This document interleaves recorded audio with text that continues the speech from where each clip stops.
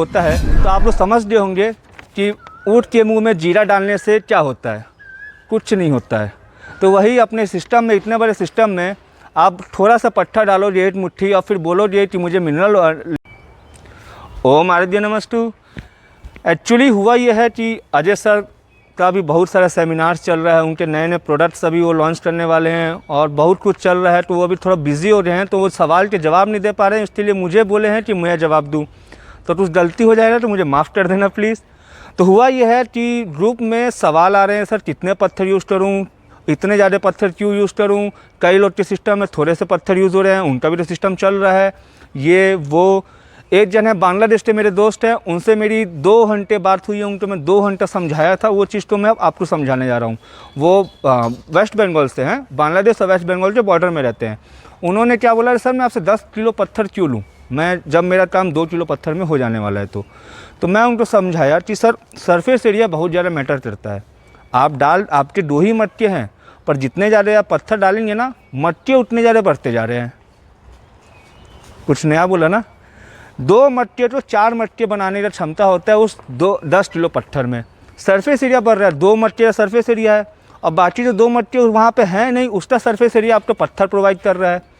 पत्थर प्रोवाइड कर, उसके मिनरल्स अलग चीज़ है। तो ये कैसे हो रहा है और क्यों हो रहा है, इसको मैं समझाता हूँ। मान लीजिए ये आपके सेल है, 2 सेल है यहाँ पे, 8 सेल सेम साइज के 2 सेल है, पर एक सेल पूरा एक सिंगल सेल है और दूसरे सेल छोटे छोटे सेल करके बड़े सेल बने हैं। तो इसमें डिफरेंस क्या हो रहा है, मैंने यहाँ पे एक एरो किया है, आपको चार्ट भी मिल जाएगा। मैंने तो एरो किया इंटू 10 टाइम। ये इंटू 10 टाइम क्या है, पहली चीज़। दूसरी चीज़ कि ये क्यों होना ज़रूरी है। मैं आपसे एक सवाल ये भी पूछ सकता हूँ कि आपका जो पूरा बॉडी है वो चाहे तो 1 सेल से भी तो बन सकता था। इतने छोटे छोटे सेल बनने का, इतना तमाशा करने का क्या जरूरत है। आपके बॉडी में 76 करोड़ सेल्स बन के आपका एक बॉडी बना है, उसको 8 सेल्स में भी तो लिपटा सकते थे। पर वो वैसा क्यों हुआ और उसके पीछे कारण क्या है वो समझते हैं। उसे समझाने के लिए उससे पहले मैं आपको एग्जाम्पल देता हूँ। मान लीजिए आपके पास 2 ट्यूब है, ठीक। एक ट्यूब का मान लीजिए, एक ट्यूब की साइड 2-2 सेंटीमीटर की है और एक ट्यूब की साइड 4-4 सेंटीमीटर की है। तो ये ट्यूब कुछ इस टाइप के दिखेंगे। जब मैं छोटे वाले ट्यूब का सरफेस एरिया निकालूंगा तो सरफेस एरिया का फॉर्मूला होता है 6a²। तो छोटे जो 2 सेंटीमीटर की ट्यूब है उसकी सरफेस एरिया निकलेगी 24, और वहीं मैं अगर 4 सेंटीमीटर ट्यूब वाले की सरफेस एरिया निकालूंगा तो उसकी सरफेस एरिया निकलेगा 96। तो यहाँ पर सरफेस एरिया 2 सेंटीमीटर वाले ट्यूब से 4 सेंटीमीटर वाले ट्यूब का बहुत ज़्यादा है। तो उसमें कोई बड़ी बात नहीं है सर, वो कोई बड़ी बात नहीं है सर, बड़े बड़े पत्थर डाल देता हूँ, छोटे छोटे पत्थर डालने का कोई मतलब नहीं है, आप लोग सीधा सीधा बोल देंगे। इसमें अब मैं बोलता हूँ ज़रा वॉल्यूम निकालो। आप जब वॉल्यूम निकालोगे छोटे ट्यूब का तो आपका वॉल्यूम निकलेगा S ट्यूब से, मतलब side into side into side. तो छोटे ट्यूब का जो साइड निकालेंगे 2 × 2 × 2 तो वो आ जाएगा आपका 8, और वही बड़े का निकालेंगे तो 4 × 4 × 4 कहेंगे आपका 64। तो आप बोले सर वॉल्यूम भी तो ज़्यादा है तो क्या दिक्कत है, वो मतलब नहीं है सर। मेन आता है सरफेस एरिया वॉल्यूम रेशियो से फंडा आता है।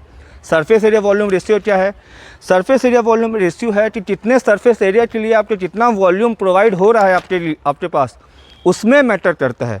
जैसे अगर मैं 2 सेंटीमीटर वाले ट्यूब का सरफेस एरिया वॉल्यूम निकालूंगा तो उसका रेशियो निकालूंगा तो उसका आएगा 3:1, और वहीं अगर मैं जो 4 सेंटीमीटर वाला ट्यूब है उसका वॉल्यूम रेशियो निकालूंगा तो वो आएगा 3:2। अब इसमें आप क्या समझे, तो मैं आपको एक चीज़ समझाता हूँ। जैसे मान लीजिए 3 आदमी हैं, 3 कॉमन है, 3 आदमी है, 3 आदमी मिलके एक काम कर रहे हैं, और वहीं पे बड़े वाले ट्यूब में 3 आदमी मिलके दो काम कर रहे हैं। तो ज़्यादा एफिशिएंसी और ज़्यादा अच्छा प्रोडक्ट कहाँ मिलेगा। जो 3:1 का आपका रेशियो है और 3:2 का रेशियो है, एक एग्जाम्पल दे रहा हूँ। जैसे मान लीजिए 3 आदमी मिलके आपका एक काम कर रहे हैं, और वहीं दूसरी जगह 3 आदमी मिलके आपका वही 2 काम कर रहे हैं, तो आपको ज़्यादा फ़ायदा कहाँ मिलेगा। जहाँ पे 3:1 का रेशियो 3 आदमी मिलके एक काम कर रहे हैं वहाँ मिलेगा ना। तो ये तो आप समझ रहे। अब समझते हैं अपने सेल के ऊपर क्या होता है। तो जब बड़ा सेल हो जाता है ना तो उसका मेम्ब्रेन बड़ी हो जाती है। न्यूक्लियस से सेल मेम्ब्रेन की और सेल वॉल की जो डिस्टेंस होता है वो बड़ी होती है, और जब छोटे छोटे सेल होते हैं ना, तो न्यूक्लियस से सेल मेम्ब्रेन का और सेल वॉल का भी डिस्टेंस छोटा होता है। तो जो अपनी बॉडी में ऑक्सीजन मिनरल्स की ज़रूरत है ना, वो ईजिली और बहुत अच्छे से आपको न्यूक्लियस तक पहुंच पाएंगे और आपके हर एक बॉडी पार्ट तक पहुंच पाएंगे। एग्जांपल के लिए मैं बोलता हूँ, आप एक सेब ले लीजिए, उसे छील लीजिए, उसके ऊपर नमक डालिए, आपको बस ऊपर ऊपर नमक मिलेगा, अंदर आपको नमक मिलेगा ही नहीं। वही आप सेब को काट लीजिए अच्छे से छोटे स्लाइस में, फिर आप उतना ही नमक डालिए जितना आप पहले में डाले थे, आपको यहाँ पे नमक सब जगह प्रोवाइड होगा। क्यों? क्योंकि हमने सरफेस एरिया उसको कम कर दिया, मतलब साइज़ छोटा कर दिया, तो सरफेस एरिया उसका बढ़ गया बहुत ज़्यादा, तो हर एक पार्ट में आपका मिल रहा है। तो यही कारण है आपका जो पूरा बॉडी है वो एक सिंगल सेल से नहीं बना है, बल्कि 76 करोड़ सेल से बना है, ताकि हर एक बॉडी पार्ट को, हर एक चीज़ को आपको प्रॉपर मिनरल्स न्यूट्रिशन मिल पाए। इसीलिए आपके हार्ट सर्कुलेटरी सिस्टम भी इसीलिए बना, और कोई कारण नहीं है बनने का, कि हर एक जगह प्रॉपर मिनरल्स और ब्लड सर्कुलेशन हो, कि आपका सब चीज़ प्रॉपर रहे। तो ये सरफेस एरिया का जो होता है, तो आप लोग समझ गए होंगे कि ऊँट के मुंह में जीरा डालने से क्या होता है, कुछ नहीं होता है।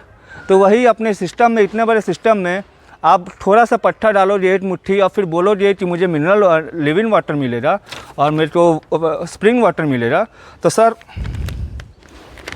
क्या बोलूँ मैं अब।